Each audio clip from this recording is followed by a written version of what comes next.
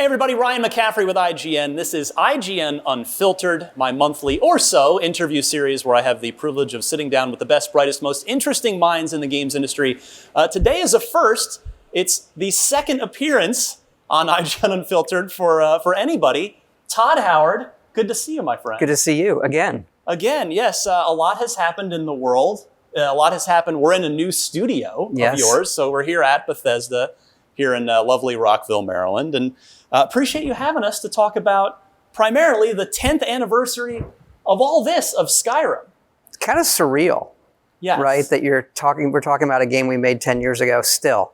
So, I mean, for me and everybody here, it's still like, we can't believe it either. It's getting released again. Again, that's the running gag, but people keep playing it, people keep loving it. And that's, I want to start is just kind of, how do you feel about Skyrim in hindsight? It's because a lot of developers that I talk to, they tend to, like, after something comes out, like we, the media and the fans might think, this is great, we love it. But a lot of developers, as seems to be their nature, seem to, at least initially, only be able to see the flaws. Like, oh, well, there's this thing and there's this thing. But now, with 10 years of hindsight, I'm kind of curious how you feel about that game in general. Look, we love it. We always loved it. When you're making a game, for us, it takes 4 or 5 years, sometimes a little longer. You get kind of, I don't want to say sick of it. You get numb to what's good about it because you're dealing with getting it working and trying to make it as good as you can. Right. And then when you get some space away from it, you can really embrace it for what it is. And we just feel incredibly kind of blessed to still have it in our lives. Yeah. And it's taken on this, other life with the community. And, obviously we're still doing some things with it, but it's this blessing that we have. And, we were talking in the studio the other day and what it means to all of us. And there's people, obviously, there are a lot of people here who made that game. And then there are another group that worked on various different versions of it. But then the new people that have come on in the last few years, it's one of the reasons they wanted to join us. Yeah. And now they're a part of Bethesda. And so I think it will really be a part of us kind of forever. And it's something that we really, really feel blessed about. And it's incredibly special to still have it be a thing played by millions and millions of people every month. Still one of our top sellers. And it's kind of hard to believe. I mean, the Elder Scrolls is always, each one has been very well liked. They've been extremely successful. And Oblivion was itself this huge leap over Morrowind, certainly in the technology side of things, being an early launch window title for the 360 alongside its PC release. So, when you're trying to go from that and go up, level up again with Skyrim, is that like as you look back, was that kind of a daunting thing, or is it just sort of, do you even really think about it in terms of, do you think about Oblivion at all? The game before when you're doing Skyrim? Oblivion we were making that as they were making the Xbox 360. So the technology jump was very extreme. It's a very difficult project. And then we kind of overlap a little bit, and we went into Fallout 3. And so you talked about how we feel about the previous game. For us, it's always the previous game. We're usually going from a Fallout into a Fallout between Elder Scrolls. Well, now you do. Didn't used to be the case. Yeah. Right. So we went from Oblivion into Fallout 3 and then Fallout 3 into Skyrim. Right. But we're on the tail end of kind of that technology window with the 360. And the 360 was kind of our lead platform for Skyrim. But by then, we had this tech base that was very, very solid where we felt, okay, we can really push it now. We're not starting from zero. Right. And I think Skyrim really benefits from that when you go back to 2011 and see it on the 360. And obviously, we always done PC stuff. But that really gave us a foothold to really push some things in what we wanted to do with the game. Massive RPGs now, they're as in as ever, but you guys were certainly been ahead of the curve on that one for a while.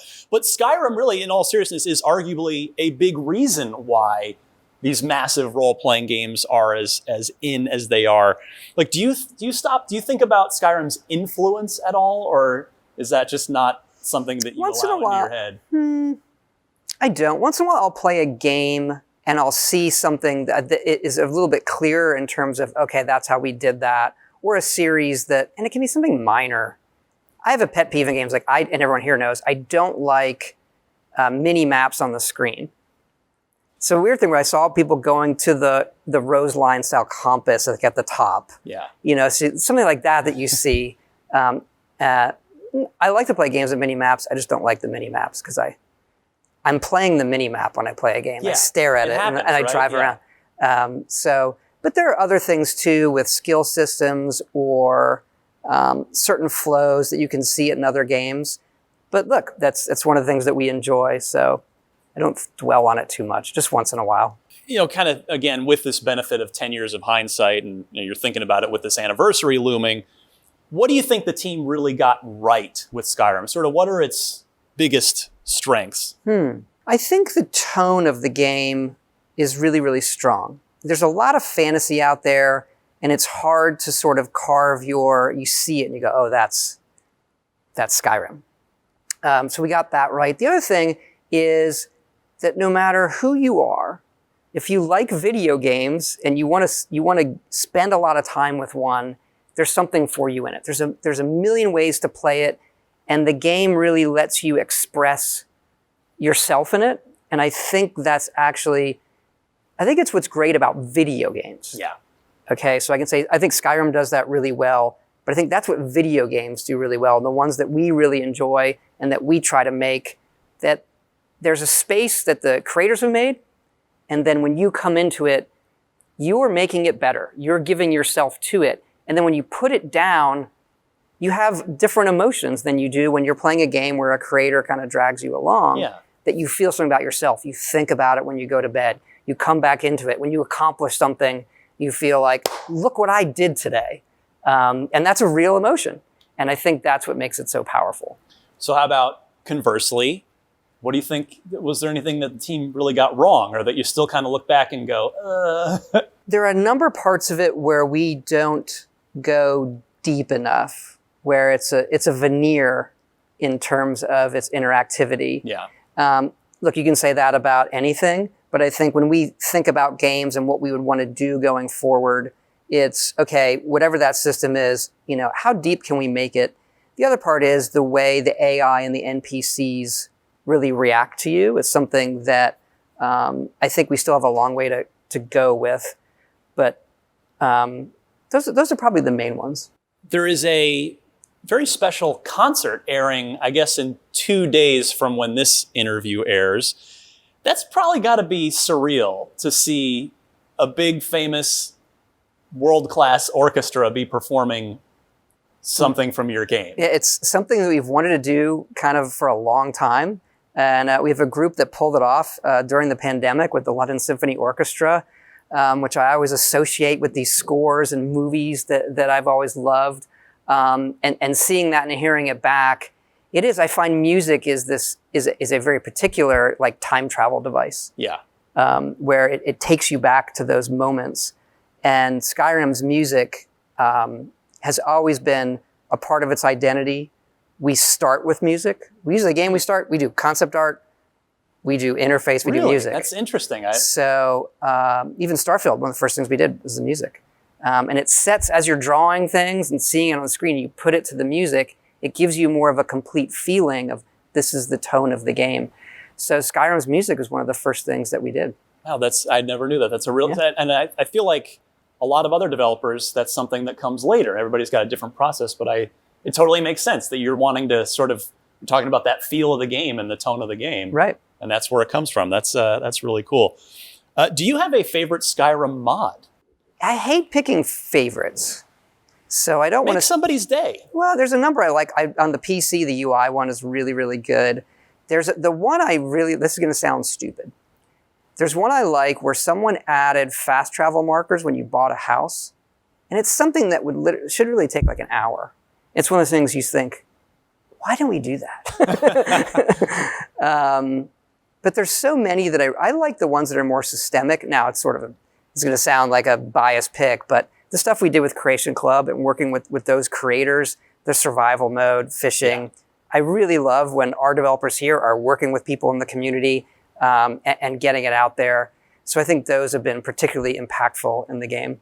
Have you ended up hiring any of those people? As a matter of fact, yes. Yeah, I figured yes, a good number of them. It's like, why wouldn't you, right? Like, look, it's something a lot of talent out there. There's a lot of talent out there. Something we're really passionate about. When you think about the legacy of our games, one of the reasons we're sitting here 10 years later is because of our modding community. Yeah. Right? And what they've done with the game. So even though we did all the stuff and you kind of make it your own, you open up this menu and then there's this even larger list of things. Like, okay, how do you want to customize it? What do you want to do? And I think that's fundamental to what we want to do with games, where creators can do that. And I think us being active in trying to make it more than a hobby for them, where they can make it their career, I think is really, really good and something that we're going to continue to do. So when you make a game this big, as big, so Skyrim, what I could find online, allegedly around 30 million copies of Skyrim, which is it's a massive number. It's far more than that, actually. It's far more than that. So, look, not that that's not an enormous number. But it's still okay. So, yeah, do you allow yourself to enjoy that at any point, where you're like, "Wow, I made a thing that's one of probably the biggest, helped make a thing that's one of the biggest video games of all time"? Like, do you allow yourself to enjoy that, or is it just sort of like too abstract to even internalize? I can't internalize that scale. But obviously the success of the game, what it's meant to a lot of people who play games or got them through tough times. We do things with the Make-A-Wish Foundation when people want to come here and see what we do. Yeah. So it's not Skyrim specific. It's more, I do feel a lot of pride, and I see it in the studio when you see your work really give so many people a lot of joy. And it's not just us goofing off making fantasy worlds, right? I do think the work, has importance. I think entertainment is important to people's lives, and so that gives you a lot of pride in what you've been able to do with it and what you want to do in the future. Are there any Easter eggs hiding in Skyrim that no one has found after 10 years that you want to talk about right now? I can't imagine that's the case. There's got to be something somewhere, right? There's probably dangling threads of cut content. But you know what? The community has been through all of our data so many times. I cannot imagine. There's nothing to my knowledge. Let's put it that way. Okay. Fair enough. I mean, yeah, it is a very moddable, picked at game. Yeah. So it does make sense. Now, all right. Is there a favorite video game child? Is there a favorite Elder Scrolls game out of all of them? Because they're all, what I love about the series personally is that they're all different. They're like albums in a sense from the same band, where there's, other than like AC/DC, where it's kind of the same album over and over, but they each have their own totally different thing. They're not just straight numbered sequels. So I'm curious if any one Elder Scrolls game. It's a great analogy, actually. It's a little bit, actually, we've said that once or twice in the studio, where we're going to do this. Like, what is that? Oh, this is our concept album. Then the band goes on tour and they drift back to playing the arena hits that you wanted. It's important to us. We've kind of avoided doing like direct sequels. Yeah. Which is why also they take so long. And that each of them does have its own identity. And there's something about all of them that we love. When someone says, it's usually the first one they play is their favorite. So like, you guys blew it after Morrowind, you simplified it. Like, and then if you played Oblivion, like, it was so much better than Skyrim. And we're okay with that. We say, like, doesn't that upset you? It's like, we made those games too. It's always the last one, right? So Skyrim, I think, particularly from a game flow perspective, a game in your hands that still feels really, really good today. It's probably my favorite as we sit here. Yeah. But there's things about, say, I think a lot of the quests in Oblivion is some of our best questing. In Morrowind, I like the tone of the world where there are parts of it that are a lot stranger, where you feel a bit uncomfortable in it, and I think you can use that to your advantage. Yeah. What's a little bit more mysterious. I love the elegance. We'll go back. I love the elegance of Arena, the very first game. If you play it, it's such a simple game. It knows exactly. It's not a simple game, but there's elegance in its design, character system, the flow of it.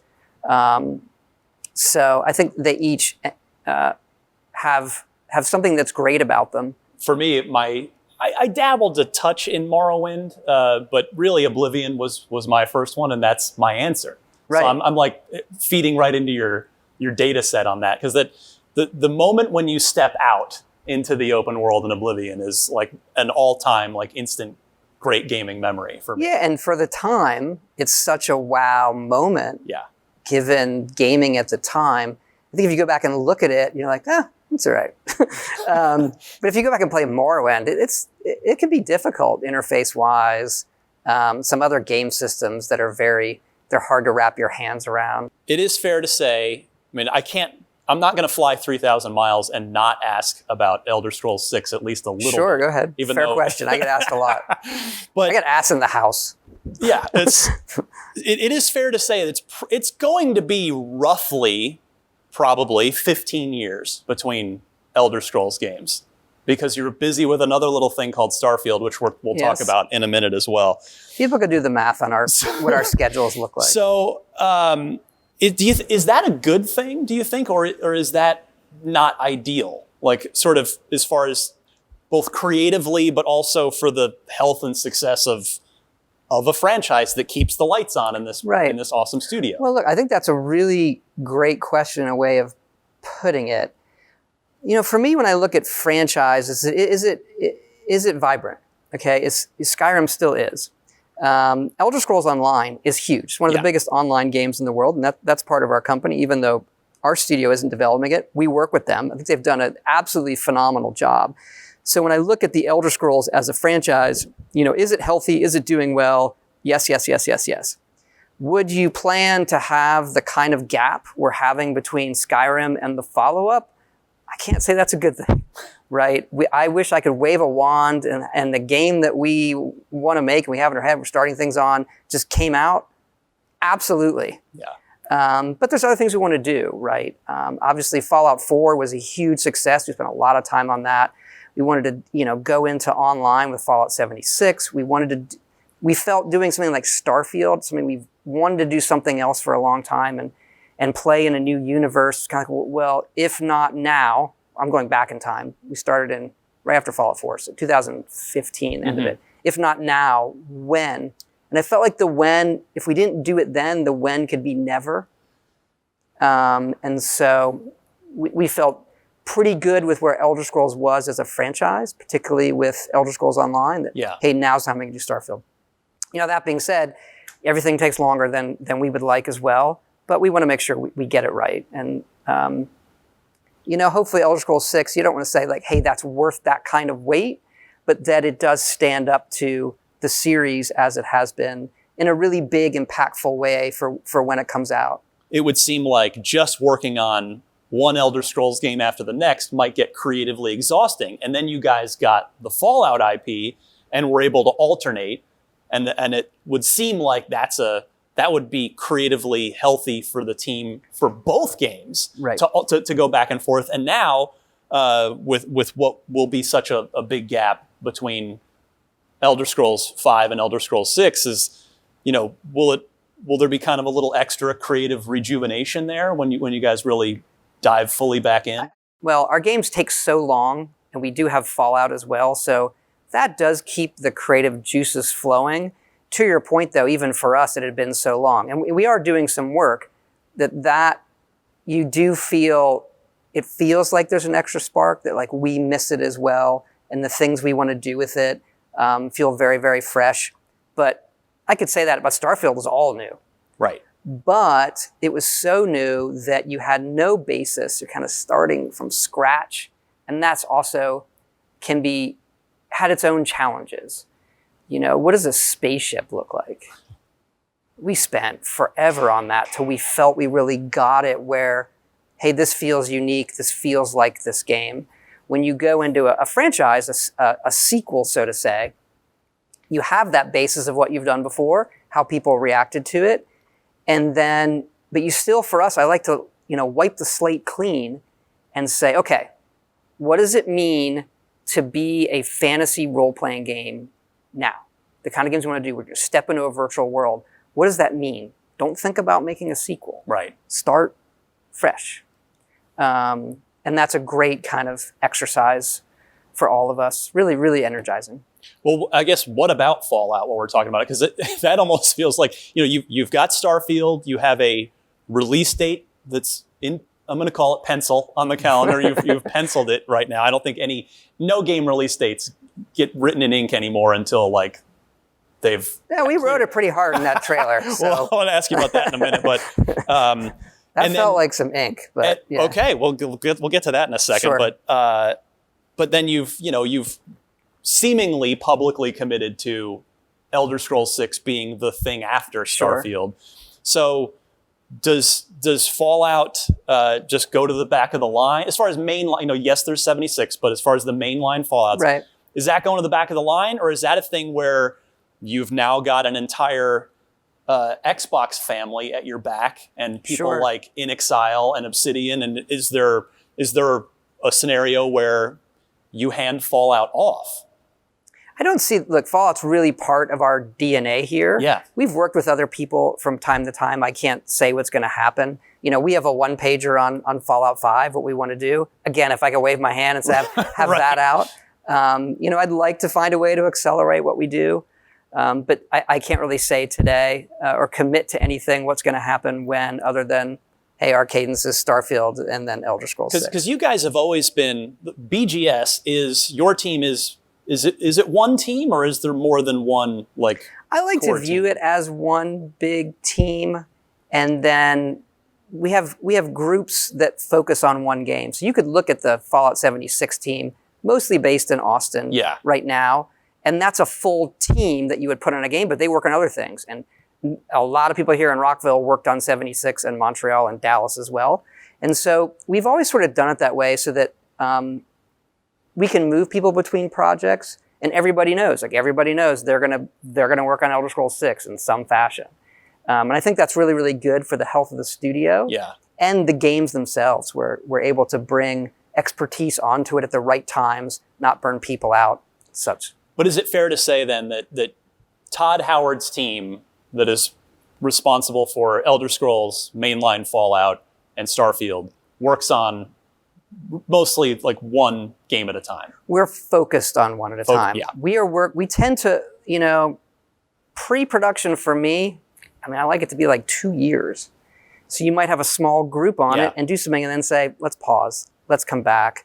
I think that makes a difference what we're doing. When we're really going full bore, where most of the studio is on something, that can be anywhere from 12 months to 24 months. But it's true the way you said it. Okay. That we're going to focus on that. There's more overlap, I think, than do a game, stop, do a game. So Starfield is written in ink for November 11th, 2022, per your words, which seemingly would indicate that it's in pretty good shape as far as... We have our challenges. I can't sit here and say... it's a very, very ambitious game. Yeah. Look, we were, confident about the date when we put that out there. But our main focus is just making the best game that we possibly can. And it's a very, very ambitious game. And we've been through this a number of times, so. Your team's last big game, because again, 76 was Austin. Well, it was us as well. So, but yeah, but I know you're headed. But yeah, we're on a new console generation, right. And like the tech gap that you talked about, like going from Morrowind to Oblivion, we're probably going to be seeing that really again with Starfield and Elder Scrolls 6, right? Compared to Skyrim. It's been a huge jump. It's probably our biggest ever. I could say Morrowind to Oblivion, that had been our biggest. This now feels bigger to us. And we felt it was time, and we could really take advantage of the new systems, redoing the render and the basic underlying guts of the engine itself. Yeah. And that, the results on the screen we're very, very happy with. It's taking us longer, as always, than we would like, particularly during the pandemic, to put those parts together. And whenever you do an engine overhaul, we're still making data, right? And so we're still doing a lot of art and design and levels and spaces and things like that. And then the engine is changing, and figuring out when those sync up is one of the great challenges that all game developers deal with. So we're kind of in the midst of that. We had been, and we're coming through it. So you kind of have, the new tech also opens up some new options. And I mean, it's been really cool to see these modern consoles really embrace a lot more PC-like choice in terms of give me, 4K ray traced, dial up everything, but 30 frames per second, or, maybe dial down my effects and I want that 60 frames per second. What is your opinion? How do you like to play your games? Would you prefer to go like Starfield, just crank visual fidelity as high as it can go to fully immerse yourself in that world, and at the trade-off of some frame rate, or are you more of like a frame rate guy and go ahead and I'll take a little step down on the visuals? It depends on the game. I think for our games, I'm more of a 30 frames a second fidelity person. If I'm playing like a Forza or something, or a sports game where I think it matters for what I'm experiencing, I prefer 60. But for our style game, I honestly feel 30 feels great, and I'd rather have all the little bits and shiny pixels and be able to pick up the cups, and I like that level of immersion. But that doesn't mean that that's for everybody. Right. I'm totally with you for whatever it's worth. Yeah.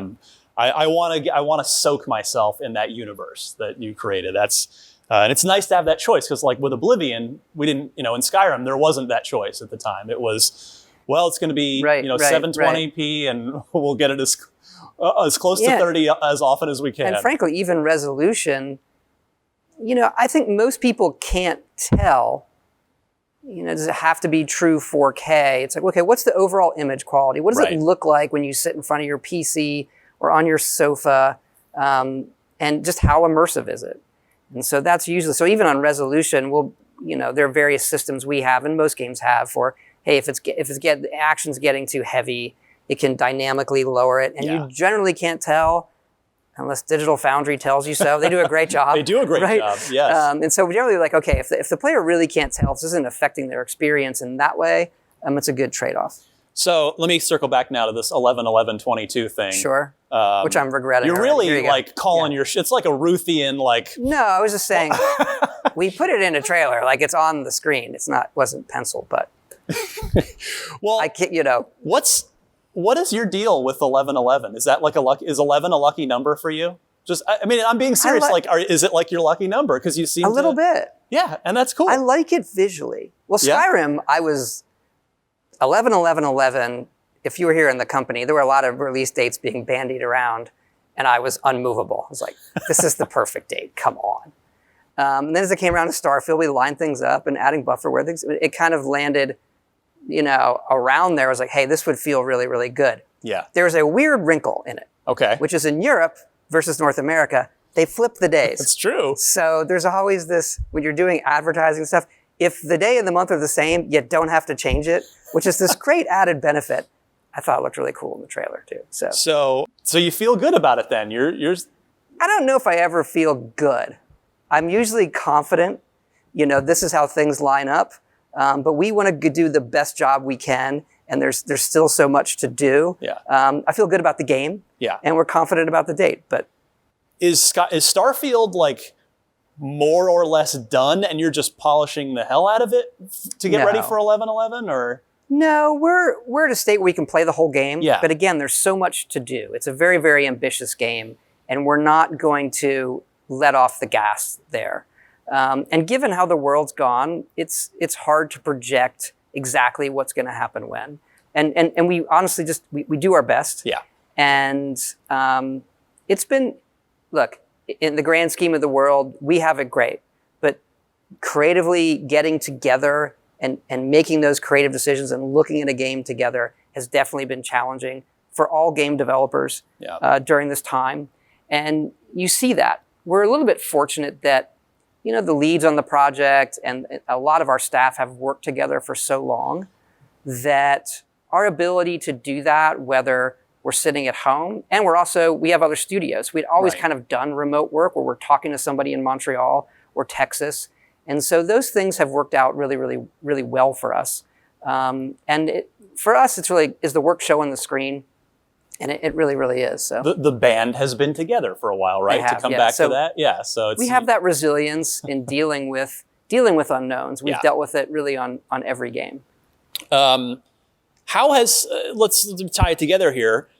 Would you say, has Skyrim influenced Starfield at all? I know you did a game in between that with Fallout 4, but you're creating a new thing with Starfield. Is there a Skyrim or general Elder Scrolls influence in it? I think it's part of our DNA, right? So those things that we like, being able to touch the world, and what are you looting from people, and how do the factions? So I think there is more Skyrim in terms of game structure in Starfield. Now that you mention it, the way the factions work, the skill system is really, really, really, really like the skill system in Starfield, and it borrows a bit from things we've done in Fallout and Elder Scrolls. So I think this is part of our DNA. You're going to see those hallmarks in kind of anything we do that is, as you say, kind of a mainline Bethesda game. I think some people want to hear that Starfield is Skyrim in space, and other people, that's the last thing they want to hear, and they want it to be something completely new. I say is it Skyrim in space? I say in all the best ways. In all the best ways. Fair enough. Yeah. I'm also kind of curious how Indiana Jones fits into everything. Sure. Too. So you've heard, anybody that may not be familiar, you are announced as being the executive producer of Machine Games in the Bethesda family. Machine Games is Indiana Jones games. So what exactly does that mean? Well, I can give you sort of the background of it. First, when I executive produce things, that's a game that I'm kind of checking in on, right? It's not a daily thing. It might be once a week. It might be once a month, depending on the state of the game. And then, so there's a number of things I kind of executive produce. And then if I'm directing a game, that's more of a daily activity. Right. The Indiana Jones game, I love Indiana Jones. People who know me, I'm obsessed with Indiana Jones. It's like Raiders of the Lost Ark is the best thing ever put to film, no debate. And for a long time, I had met some people at Lucas way back in the day and said, oh, I have this Indiana Jones game in my head. And I got chatting with them, and they're like, that's awesome. You should come out and pitch it. So I went out to Lucasfilm, and I pitched this game, and we almost made it. This was 10, 12 years ago. Okay. And it kind of, obviously we were doing other things. We didn't really necessarily have the bandwidth. Right. Hey, Todd, what team? I'll figure it out. And, hey, fast forward to kind of current day, and now they're part of Disney, and they're starting to license. I got in a conversation with somebody there that I know, John Drake, who was a Sony, loved John. And we got to chatting and I said, I have this Indiana Jones game. And he was like, tell me more. I'm like, is this possible? And so internally, really love the work Machine Games does. Everybody knows each other really, really well. And I mentioned to them, hey, is this something that might interest you? There might be a possibility here. They worked on Riddick. They've done licensed things very well before. I think the Riddick on the original Xbox is unbelievable. It's you look at the tech level of that game at the time, before Doom, which is also one, it's amazing. It's unbelievable. It's incredible. And the work they've done on Wolfenstein and scenes and characters, I just think they're incredible developers. And so I brought up to them, hey, something that might interest you. And they said, absolutely. And they're good at the Nazi stuff, right? So they're making the game. I'm involved creatively. Hey, what's the game going to be? I had this original story, and we've worked on it sort of together. So I spent a little bit of time on it. They're running with it. They're doing an amazing job. And so I'm just happy to lend a hand and be involved. Something else that's happened since you and I last chatted. You interviewed, or you were in a little conversation with Elon Musk at E3 in 2019, the last E3 that we had, the E3 to end all E3s as it turned out. I hope not. I hope it comes back. I'm with you. Yeah, right. I'm looking forward to hopefully getting back in 2022. I'm just kind of curious how that came about. What was because and also what was that experience like for you? I know you're a Tesla customer yourself. Sure. As am I, but how do you end up on a stage in a conversation with Elon Musk? Yeah, we know each other a little bit and had traded messages. He likes video games. He loves Fallout. I like space. Fallout Shelter you can play it in your Tesla. Right. I like space. I like cars. And so we would talk about those things. And I'd been out to SpaceX, And it was something that Jeff Keighley, who runs that stage show there, tries to really put together interesting groups. And it was something we had tried to do, didn't work out timing-wise, actually, in some previous E3s. And he was available and wanted to do it. And, it was very, really kind of cool moment for all of us. You gonna sneak any SpaceX Easter eggs into Starfield? We'll see. We'll see. Fair enough. All right. To wrap this up, just kind of final thoughts. Skyrim's 10th anniversary. Like, what does that mean to you when you stop and think about the fact that this is being celebrated and it's still a vibrant thing and that people still love it and play it 10 years on? It's surreal. We have a lot of pride. We feel very, like I said, very, very blessed to be in this position. Sort of think about how many games have been able to do that or have like a 10th anniversary even edition. And I wouldn't know the list, but I was sort of, I can't think of many. And so, it's really a testament to, I think, our fans, really. They're the ones who've kept it alive, who keep, the memes going on the internet and talking about it, putting videos up, making mods, sharing it. And it's really, even though it's not a multiplayer game, there's this social element to it that is so strong that we're just so overjoyed to kind of be a part of that and have it splash on us. So, social elements and multiplayer have kind of creeped in and infused into almost everything now? Is it, are you still feel really, really strongly about the importance of a quality single player experience like Starfield and is very much, yes. Your games will still stay as solo experiences?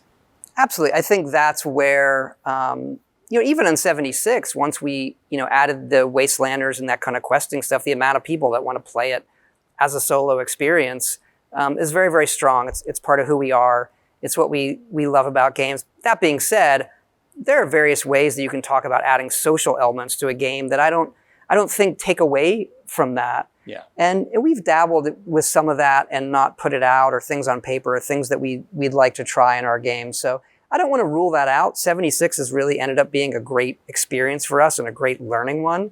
But our passion is behind, who are you going to be? This world is for you. Go make it your own. Well, Todd Howard, happy Thank you. 10th anniversary Thank you. to the Elder Scrolls V Skyrim, the game that surrounds us here at Bethesda. You can play it in the Anniversary Edition on pretty much all platforms, I think. Or at least the next generation platforms have a few extra I believe it's on everything. bells and whistles. Yeah, it's on your refrigerator. It's on your toaster. It's With everywhere. Alexa, it is. Yeah, it's everywhere you want to play it. Todd Howard, thank you so much. Thanks. Great to see you again. Great to see you. And for more from the best, brightest, and most interesting minds in the games industry, keep it tuned every month or so to right here on IGN Unfiltered.